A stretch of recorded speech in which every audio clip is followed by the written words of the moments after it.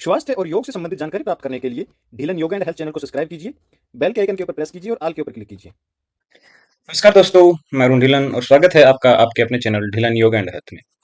दोस्तों, हम पढ़ रहे हैं घेंट संहिता और घेंट संहिता में षटक्रम के अंतर्गत आज हम नेति को पढ़ेंगे। दोस्तों, नेति जो क्रिया है वो महर्षि घेंट ने तो एक बताई है, लेकिन जो भाष्यकार है उसने दो नेति यहाँ पे बताई है। भाष्यकार के अनुसार जल नेति और सूत्र नेति दो प्रकार की नेति होती है। मैं आप लोगों को दोनों को ही एक्सप्लेन करके बताऊंगा, लेकिन महर्षि घेंट के अनुसार सिर्फ ग्रंथ में देखा जाए तो एक श्लोक मिलता है जिसके अंदर उन्होंने सूत्र नेति का वर्णन किया है। उन्होंने भी सूत्र नीति का नाम उजागर नहीं किया। नाम उन्होंने सूत्र नीति, वहां भी उन्होंने ये नहीं कहा कि सूत्र नीति है, सिर्फ उन्होंने नीति की विधि बताई है। उन्होंने जल नीति या सूत्र नीति किसी प्रकार का कोई नाम नहीं लिया कि ये कौन सी नीति है। ठीक है। तो सूत्र नीति जो उन्होंने बताई है महर्षि घेरण ने, वो देख लेते हैं कि क्या विधि बताई है। उन्होंने बताया कि आधा हाथ लंबा डोरा लीजिए, यानी कि एक डोरा लीजिए, एक सूत का, किसी भी चीज का, उन्होंने किसी प्रकार के मेंशन नहीं किया किस चीज का। आधा हाथ लंबा डोरा लीजिए, उसको नासिका में घुसाइए और मुख द्वार से निकाल लीजिए। ये नीति क्रम है। महर्षि घेरण ने सिर्फ इतना ही कहा है। उसका लाभ बताते हुए कहा है कि खेचरी की सिद्धि होती है, जो खेचरी मुद्रा होती है हमारी, वो सिद्ध होती है। कफ दोषों की निवृत्ति होती है और दिव्य दृष्टि की प्राप्ति होती है। महर्षि घेरण ने सिर्फ सूत्र नीति को ही एक्सप्लेन किया है और उन्होंने भी उस नाम को मेंशन नहीं किया कि सूत्र नीति है। उन्होंने डायरेक्ट विधि बताई है नीति की। इसके अलावा मैंने बताया कि भाष्यकार ने जल नीति का भी यहाँ वर्णन किया है, तो मैं जल नीति कैसे करते हैं वो भी बता देता हूँ आप लोगों को। जल नीति की विधि है कि एक टोटी वाला, यानी कि साइड में जिसकी टोटी होती है, वो स्पेशल लोटा लिया जाता है, उसमें जल भरिए, टोटी को एक नासिका द्वार पे लगाइए, गर्दन को थोड़ा टेढ़ा कीजिए और पानी एक नासिका से जाएगा, दूसरी नासिका से बाहर आ जाएगा। ये जो क्रिया होती है ये जल नीति की क्रिया होती है।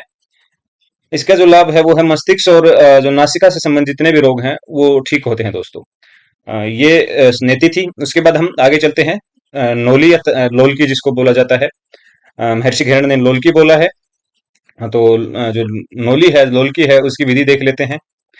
यहाँ भी जो है नोली को महर्षि घेरण ने कोई मतलब इसके भेद नहीं बताए। महर्षि घेरण ने किसी प्रकार की अन्य नोली नहीं बताई, एक ही नोली, एक ही विधि बताई है। लेकिन भाष्यकार ने, जैसे कि मैंने बताया था, तीन नोली, स्टार्टिंग में मैंने वीडियो स्टार्ट किया वहां भी बताया था, तीन नोली हैं, वाम नोली और वो मध्य नोली और दक्षिण नोली, ये तीनों मैंने बताई थी। ये नोली भाष्यकार ने बताई है, ना कि महर्षि घेरण ने। इस चीज का आप ध्यान रखिएगा। महर्षि घेरण ने सिर्फ नोली की विधि बताई है, विधि और लाभ उन्होंने एक ही श्लोक में एक्सप्लेन किए हैं। वो क्या है कि पेट के दोनों जो पार्श्व हैं, यानी कि जो दोनों साइड के हिस्से हैं, उनको अत्यंत तीव्र वेग से घुमाइए, यानी कि वेग पूर्वक, मतलब दाएं से बाएं उनको घुमाइए। ये लोलकी क्रम होता है। ये सब रोगों का नाशक है और जठरानल को उद्दीप्त करता है, यानी कि जो मतलब अ, जो जठराग्नि है हमारी, यानी कि जो पाचन क्षमता है उसको बढ़ाता है, और जो हमारी जो आते हैं उनकी मसाज होती है इससे करने से।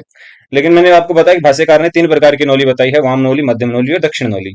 और इन तीनों को मिला के भी उन्होंने फिर एक नौली का और वर्णन किया है। इन तीनों को जब मिलाया जाता है तो उन्होंने तीनों को मिला के भ्रमर नौली जो उन्होंने एक्सप्लेन की है इस ग्रंथ के अंदर, भाष्यकार ने, ना कि महर्षि घेरण ने। महर्षि घेरण ने सिर्फ एक श्लोक लिखा, उसके अंदर विधि और लाभ जो मैंने ऊपर आप जो देख पा रहे हैं वही है सिर्फ।